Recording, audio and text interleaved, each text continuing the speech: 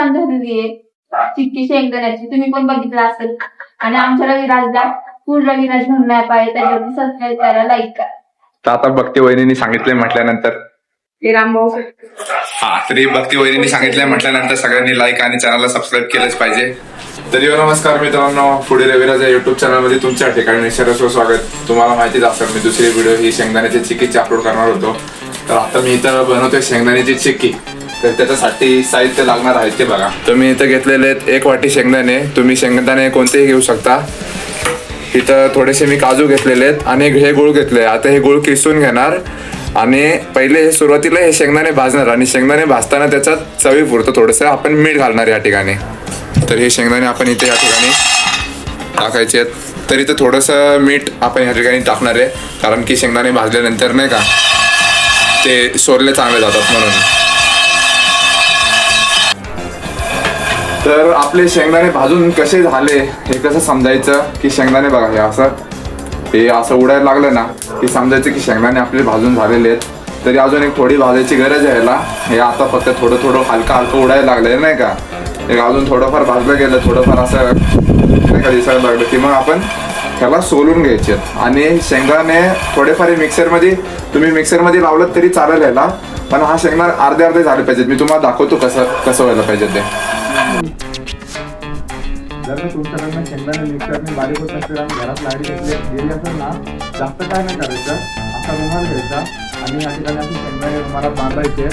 शेंगदाणे रुमालात बांधल्यानंतर त्याला असं मस्त कापड बांधायचं आणि याला आपटायचं, म्हणजे शेंगदाणे एकदम बारीक होईल.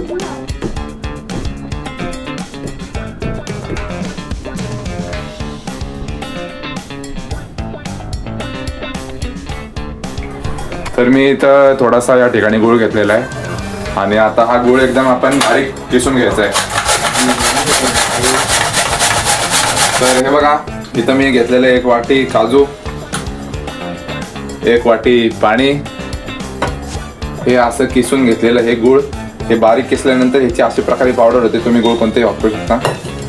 आणि ज्या प्रमाणात शेंगदाणे असतील ना, समजा 1 कप शेंगदाणे घेतले तर साधारण 1.5 कप जास्त गुळ घ्या नाही का, म्हणजे ते थोडं चांगलं लागतं चवीला.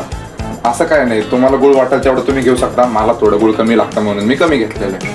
तर हे बघा आपला पॅन इथं मस्तपैकी असा गरम झालेला आहे. ह्याच्यात आपण थोडंसं या ठिकाणी तूप टाकतोय. तुम्ही तूप कोणतंही वापरू शकता, असं काही नाहीये. आता हे तूप टाकून झाल्यानंतर तूप थोडंसं विरघळू दे. त्याच्यानंतर आपण टाकणार आहे ह्याच्यात गुळ.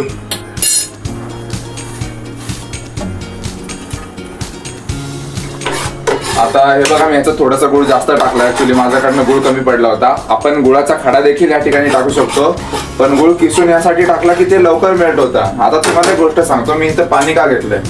आता हे जे मी पाणी यासाठी घेतलंय, आपला जो गुळाचा पाक आहे तो गुळाचा पाक या ठिकाणी थोडासा आपल्याला असं पाण्यात घालायचा आहे आणि त्याची जस्ट थिकनेस चेक करायची आपल्याला नाही का, की तो किती कडक झालेला आहे. समजा ह्या प्रकारे तो असा थोडा नरम लागत असेल तर समजायचं की अजून ते झालेलं नाहीये, अजून हे गरम आहे म्हणून नरमच लागतंय. थोडं हे गार होते. हे बघा हे असं थोडं कडक येतं आणि असं ते कट सारखा आवाज आला. हे बघा हे कट होत आहे नाही का, हे जास्त सॉरी. हे बघा हे जे असं बारीक जे असतं ना, याचा असं ते कटकट आवाज यायला लागला की समजायचं की हे शिजलेलं आहे. आता आपल्याला बघू शकता हा गुळ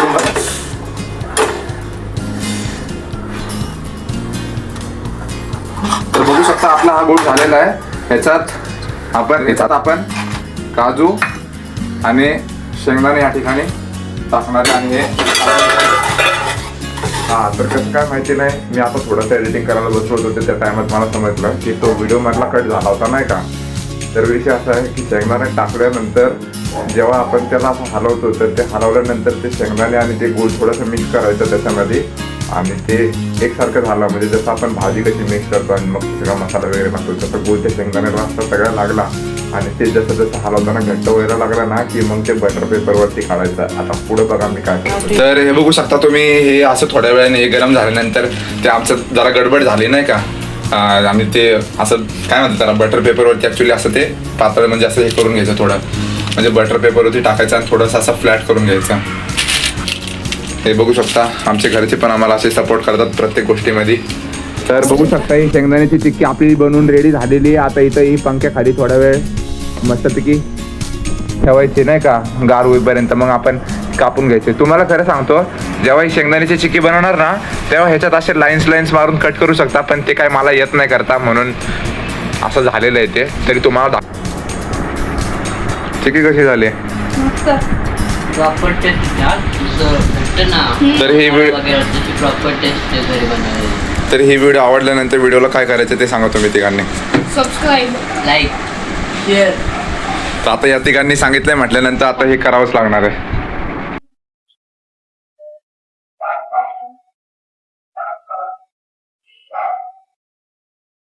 खूप छान झालेली आहे चिक्की शेंगदाण्याची. तुम्ही पण बघितलं असेल. आणि आमच्या रविराजला फूड रविराज म्हणून ऍप आहे, त्याच्यावरती सबस्क्राईब करा, लाईक करा. तर आता भक्ती वहिनींनी सांगितलंय म्हटल्यानंतर हा, तरी भक्ती वहिनींनी सांगितलंय म्हटल्यानंतर सगळ्यांनी लाईक आणि चॅनलला सबस्क्राईब केलंच पाहिजे. असंच भेटूया पुढच्या रेसिपीच्या व्हिडिओमध्ये. तर बाय बाय.